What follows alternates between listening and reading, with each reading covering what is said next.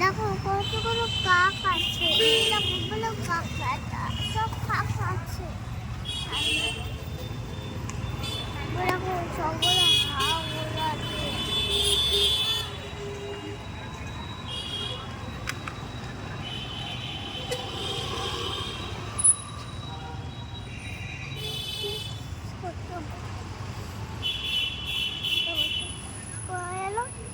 চলো একটু বেদ দেখা দেখো তারাই মারে দিচ্ছে তাহলে